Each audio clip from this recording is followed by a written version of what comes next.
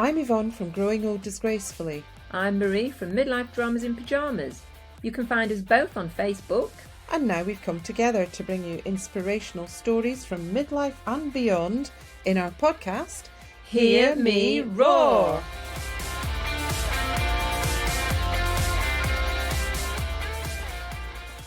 Freezing. We're freezing. Yeah, we are absolutely freezing because someone had the idea of getting a new heating system installed. And what happened? It doesn't work downstairs. Yeah, it's not working. It's cold enough. Nips are standing out like chapel-lap pegs. So upstairs, roasty toasty. Downstairs, we're sat here. We've got a lovely heated blanket over our knee. If you're able to see us. Yeah, and I'm wearing a dressing gown and a fleecy top and a t-shirt. And I'm wearing my cardi. I might have to put my coat on in a minute, mind. I know. So yeah, doing our best, but it's not great working conditions, is it? No, I think actually I might have to consult the union on these working conditions. Absolutely, I'd like to speak to the manager. I'd like to speak to the manager and Mr. V. Yes, and the union boss. Oh, that would be us. We'll have to have a word with ourselves, but we're ploughing through it. We are like bravely. The professionals we are. Yeah, at least our teeth aren't chattering yet. But we're doing plenty of chattering. We've just not our teeth. I know. So we're going to be talking to Jacqui Lents, and her podcast is called Jacqui Just Chatters. There you go. Getting the chattering in. Anyway, Jacqui is from Michigan. She calls herself a proud Michigan native, and she's a debut author. And when she's not writing, she is planning her next trip, solving mysteries with her husband, or tossing axes responsibly. Thank God for that. Yeah, so that's Jacqui. Shall we go and meet her? Let's. Hello. Hi, Jacqui. Hi, Jacqui. Lovely Hello. to meet you. So you're here today to talk about, well, the title of this episode, the Jacqui Project. So I mean, we're having a little bit of a sort of play on words there because you've just written a book called the Daphne Project, and you're a debut author in Midlife. So how did that come about? Okay, first, let me say thank you for having me on. I love your podcast. You ladies make me laugh on the podcast, on Facebook. I mean, you guys are just brilliant and clever and witty, and so I am so honored to be here. Oh. Okay, so I take the love in.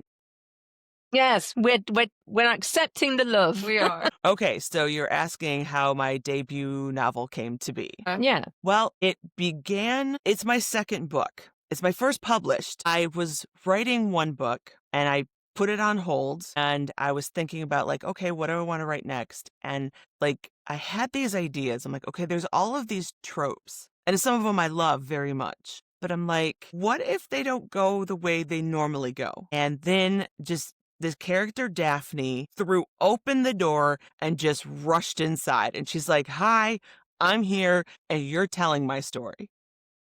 Oh, brilliant. And so I was lucky. I mean, sometimes I feel like I'm the laziest writer on the planet because I just have ideas that come to me. And then it's like, okay, well, let me just record it. I don't actually have to write. I'm just writing down what you're telling me to write down. And when you've got your characters, you just throw them in a situation and you're like, okay, what would you do? And Daphne was just this beautiful millennial who was going through a major life change.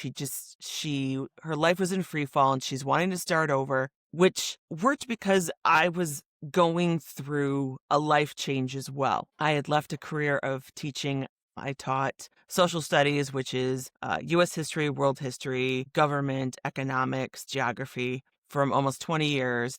And it had gotten toxic, really, really toxic. And I wasn't taking care of my health. And so I left and I dealt with some health issues, and I was really missing creativity. And that's what drove me to start writing again, that I had written when I was younger. And then, career happens and you stop all that stuff. Yeah. And I missed being creative in the classroom. And so writing was my way getting back in.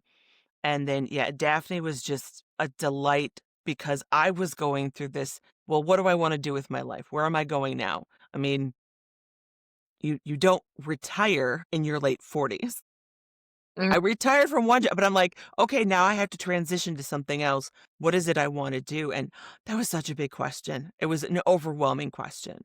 Like, what am I going to do? I didn't plan. I planned on teaching until, I was done working. And so Daphne allowed me to get in touch with that kind of existential crisis. But I just made her a generation earlier because that's where a lot of people go through that first existential crisis, is when they're in their 20s and early 30s. Is what the heck am I going to do with my life? But then we go through it again. I'm finding I'm so not alone in midlife that there are a lot of people who are going through this right now. And I also realized, I'm like, I'm going to do this one more time in about another 20 something years when I'm really fully retired. I'm going to have to go through this all over again and figure out who I want to be then and what I'm going to do. And at first it was scary, and it took a lot of my self-confidence away. But now that I'm doing it, the confidence is back, and I realize it's not something to be afraid of. It's just a process.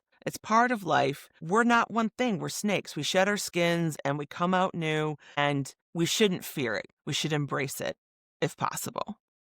But it's uncomfortable, isn't it? Especially when you've kind of had in your head that this is what I'm going to do with my life. And then life chucks you a curveball. Right. And all of a sudden, in your case, you had to change direction for your health's sake. But for some people, it's a welcome change that, they end up doing something different. But for you and for many people who face things like redundancy and that sort of thing midlife, it's really, really hard. It's throwing you well outside your comfort zone. Right. And I didn't handle it well at first. I mean, I really didn't. Between dealing with health issues and, long-term surgery, healing, all this kind of stuff. I mean, one that does not put you in the best frame of mind. And I still wasn't sure what I wanted to do. And then COVID. So there was some time there where I was negative Nelly big time. And it was just hard to cope with everything. And I get it. Like, a lot of women at this stage, they're dealing with these new selves, and there can be a lot of things. It's not their choice. Like you said, they've lost a job. Maybe they're losing a spouse, whether it's divorce or, somebody passes away. The kids are moving on to a different phase of life. So those are choices you don't choose. Like, they happen to you. So it's okay to not be okay for a while. Like, you are allowed to throw yourself a little pity party. Yeah, while you readjust. Right, exactly.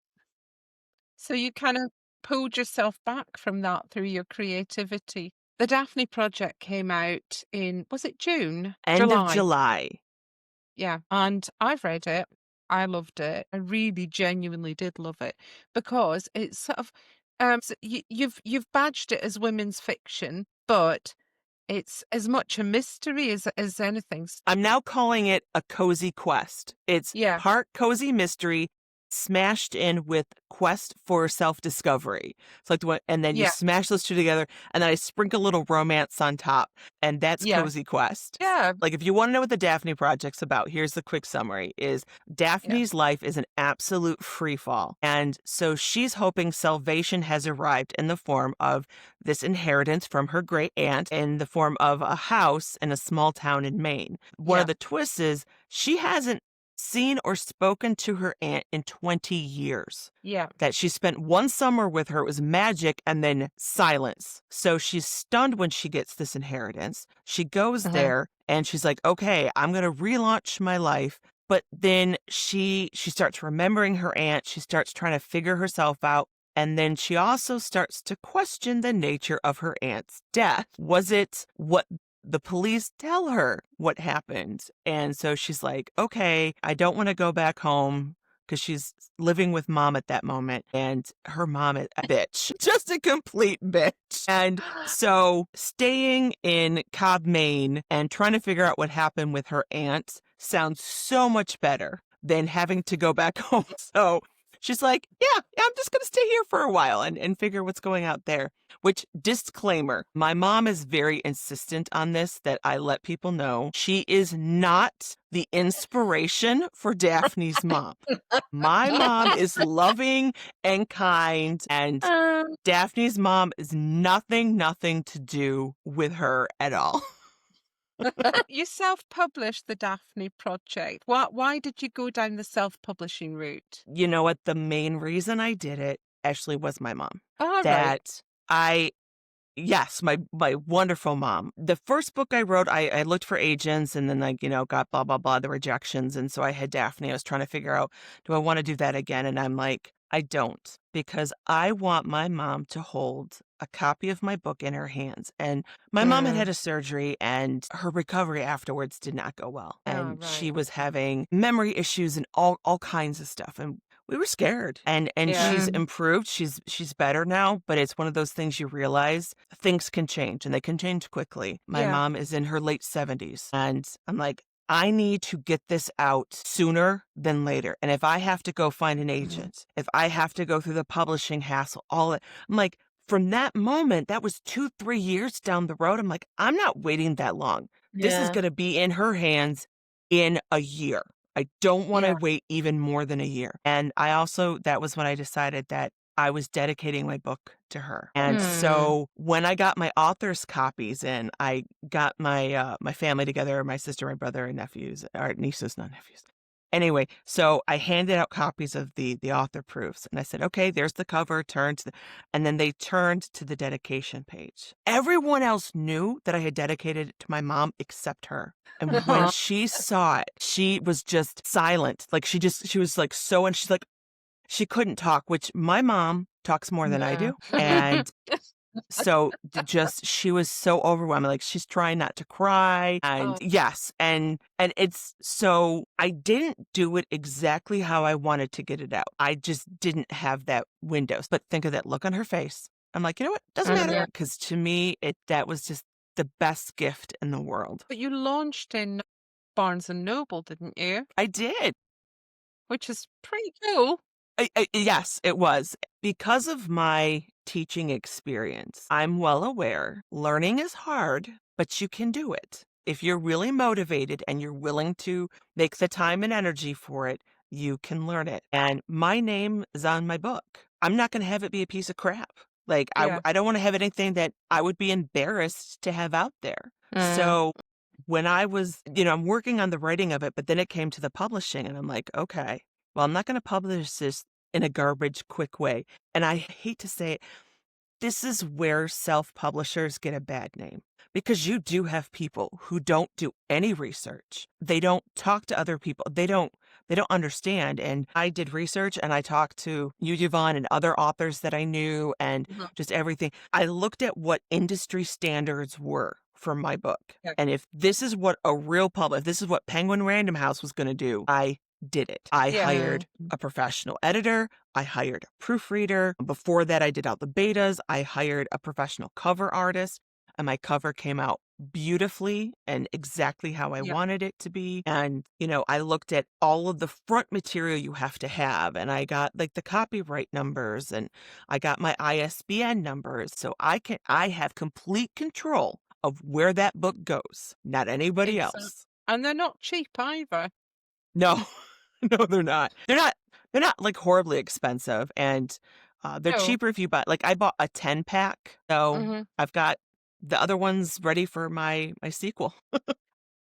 So talking about, you say you've got for your next one. Have you got your next book on the go? Is it just in here, or have you started to put it down? I was typing it before I did the interview. This has been a very different thing because this book wasn't supposed to happen. I wrote the Daphne Project. I love the Daphne Project and I love the characters in her town, but I had always planned it to be a one-off. But then the Daphne Project came out and people kept they'd read it, review, and then they'd be asked okay, when's the sequel coming out? I'm like, there isn't one? And they're like, no, I want the Betty story, which Betty is Daphne's friend, becomes her best friend in the book. So I thought about it. I was considering it, and it was overwhelming me because Daphne walked in with her story. Like, I knew the whole trying to figure out her aunt, if it was a murder or not, from like day one. And I'm like, okay, I know Betty, but I'm going to have to know her on a whole different level to write her book. And then what am I going to have happen to, like, what's her story? And so I asked myself those questions and I started like writing, and I'm like, okay, well, I need a little romance in there, and because I like it. And I'm like, who's her ideal guy? And I'm like, woo, that's a tough. It's like setting up a friend, and you're like, okay, what kind of person would I set them up with? Yeah. And she's quite a cookie character, isn't she? She's quite quirky. she Betty. is. She is, unlike me, she is relentlessly positive. Like, that's just, and that's been one of the things that's been weird to like work on her story, because obviously things are going to happen to her that are dramatic and she has to deal with. And so it's watching her trying to balance the negative emotions that she's going to have, but they're uncomfortable. Like, that's not how she operates. It's not what she wants to do.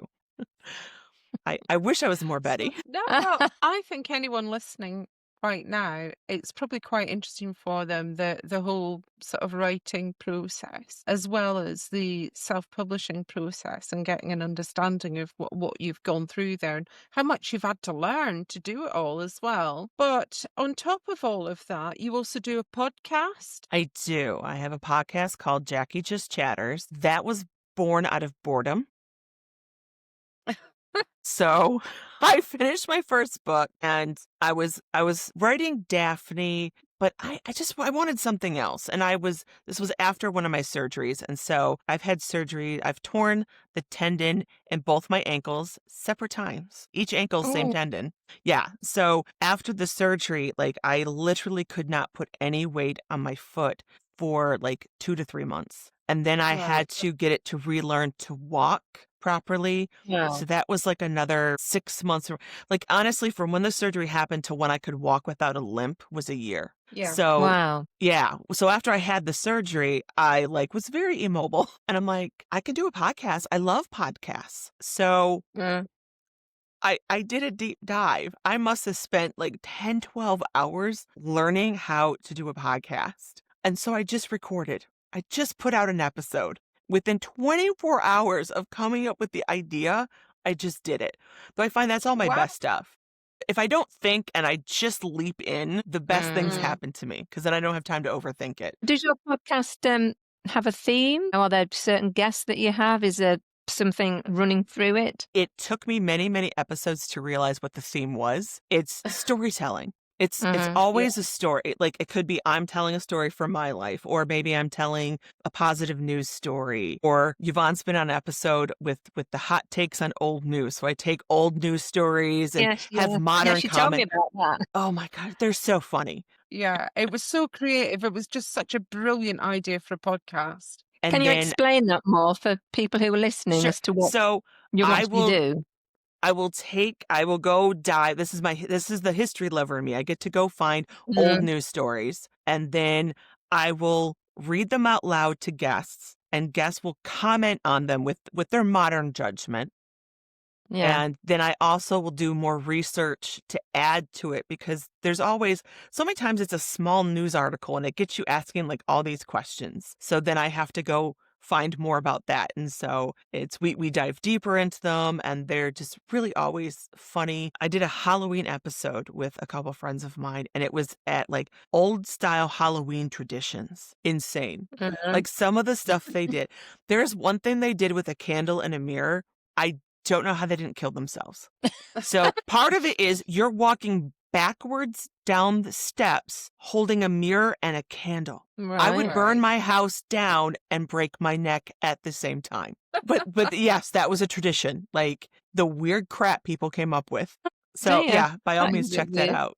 And then I'll have guests on, some to talk about their stories. Sometimes I have authors come on and talk about their books. I had a guy who used to work for the CIA, and he wrote a book about this informant that he had in this big case they had taking down some mobsters. And so he wrote this book about that, and I had him come on. And there was another woman that she was part of the Young Women's Christian Association, the YWCA, which I think is now just the YMCA, but in Wisconsin, and she found this treasure trove of letters from the 1930s that a woman who belonged to that organization, she had traveled the world and staying at YWCAs all over the globe, and she sent back letters to her friends back at her chapter in Wisconsin about her travels, and they had this collection of letters from her, of this female world traveler from the 1930s. Wow. And so she turned it into a book, and it was fascinating because we always have this vision that, any woman before like 1970 was at home with kids and all, that they didn't have adventures. Well, of course there were women having adventures. We get bored. So just to say, your podcast is called Jacqui Just Chatters. Yes. So that's JACQUI, Jacqui Just Chatters. Yeah. And you said you had to learn how to do it. How have you gone about building your audience? That varies. Honestly, it's not to the level I would love it to be, but I made a determination. I have decided that my podcast is going to be my hobby. It's something I do for pure love. I will not judge how many listeners I do or don't have. I'm doing it for me and because I like having you on as a guest and other people. I have so much fun doing them. That's the joy. Yeah. So I have learned how to use YouTube, TikTok, Facebook. I had to learn how to make a reel. I used this wonderful software called Descript, and it will transcribe the whole entire recording, and then it'll make a little visual, and then I use that visual and I put it into a bigger visual on Canva. So I've had to learn Canva. I've had to learn Descript. I've learned Instagram, reel making, editing like crazy. The amount I've had to learn is insane. So you say that it's just a hobby, but it has actually won an award. Yes. I know. That was crazy. Our local TV station, that Channel 4 local news, every year they have a best of competition. And there was the podcast category. And so I'm like, well, I'm gonna put myself there. And then I'm seeing who else is on there. And they're like these DJs from like popular radio stations. And I'm like, yeah, this is ever gonna happen. I'm like, maybe I'll place like second, third. And by the end I got best podcast. And for those who are watching on YouTube, here's my... There it is. Jackie's showing us her award. My little plaque. My little plaque that I got for winning my award, and it's for Best Podcast Winner 2023. Well, that's brilliant, isn't it? That is fantastic. What a proud moment. So, and one of the other interesting things that you do, Jacqui, is that you do axe throwing. I do. We want to know more about that, don't we? The best thing for me is it's a women's league and the camaraderie of everyone. I have improved from when I started, but I'm not great, especially on the dollies. And so there was one day, it's funny because I wasn't doing very well. And I'm like, you know what? I've got nothing to lose. I'm not gaining points very well. So what the heck? I'll call a dolly and I'll go for it. If I hit any of them, they're worth extra points compared to the center. I hit it right in the middle. I mean, like dead in the middle. And I'm like, fantastic. How did that even happen? That's just pure chaos. But what was everyone screaming?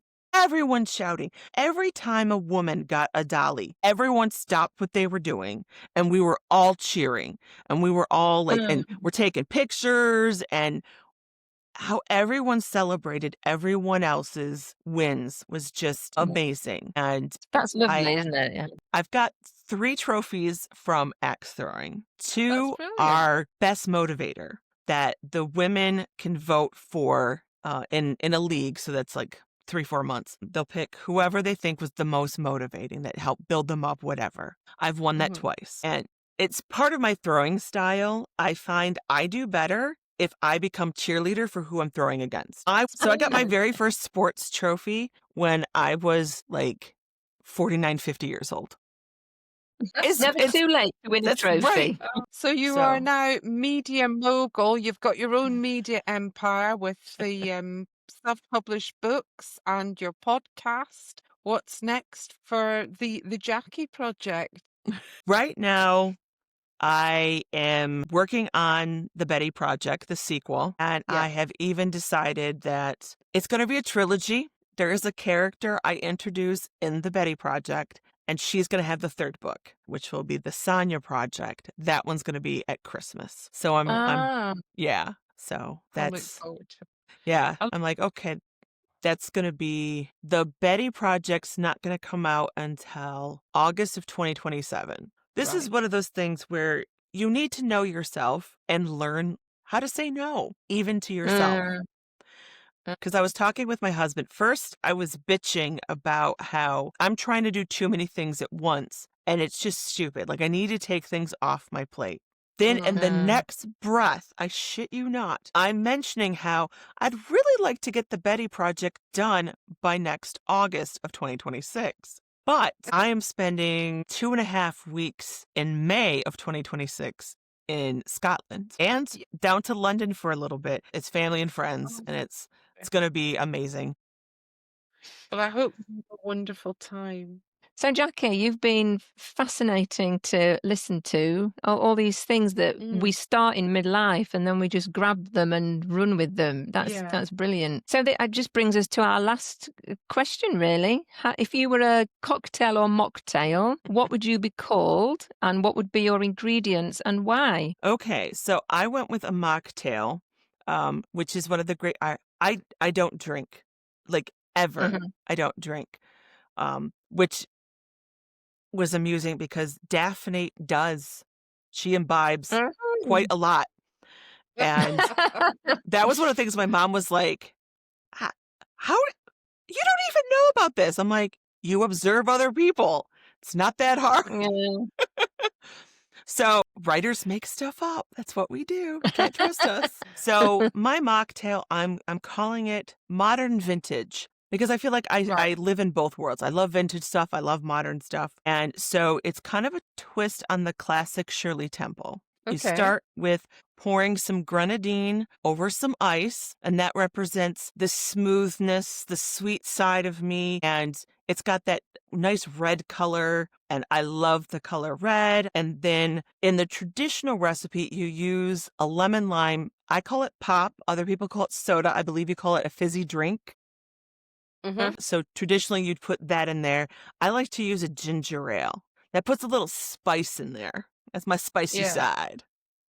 And then normally you'd put in a cherry, and nope, no cherry for me. I have to put a slice of orange in there because we all need just that little bit ray of sunshine in our life. And that's because that citrus fun. So that's my mocktail, the modern vintage. Excellent. Love it. I love the ray of sunshine being a slice of orange. That's brilliant. I've written it all down because we're going to make it. Yeah. Oh my goodness. Okay, excellent. I can't wait to hear what you guys think of it. We need to actually get around to the making of these things. We're on the 3rd season and haven't made one yet. I know, but we will. You guys will do it in one night. Yeah, you'll do like almost all of them in one night. And please take videos of that. I want to see that. Marie, you'll be in hospital for a week. I will be in hospital for a week if we do that. Okay. She can't long cope. weekend. Like, she has to have a full day's hangover, 2 days hangover just to get over one night out. So, I do. It's true. I'm a lightweight now. You are. Now I'm older. I'm a lightweight. You know what sucks? Very annoying. I get hangovers and I don't drink. If I'm up to like 3 a.m., if I stay up really late and I don't get like enough sleep the next day, I'm exhausted. I'll often get a headache. I'm like, I didn't even have any alcohol. I shouldn't have to deal with hangovers. I'm just old. Yeah.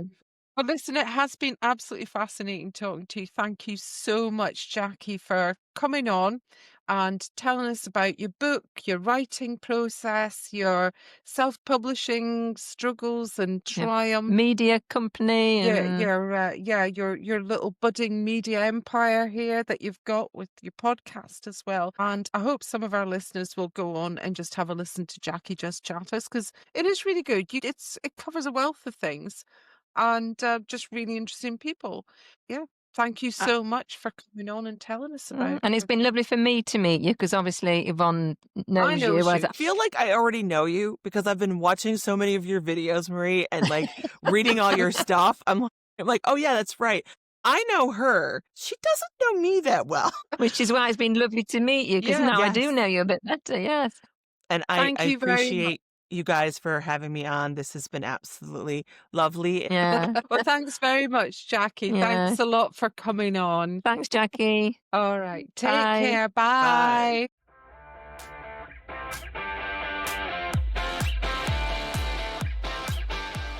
Thank you to our guest this week, and thanks for listening.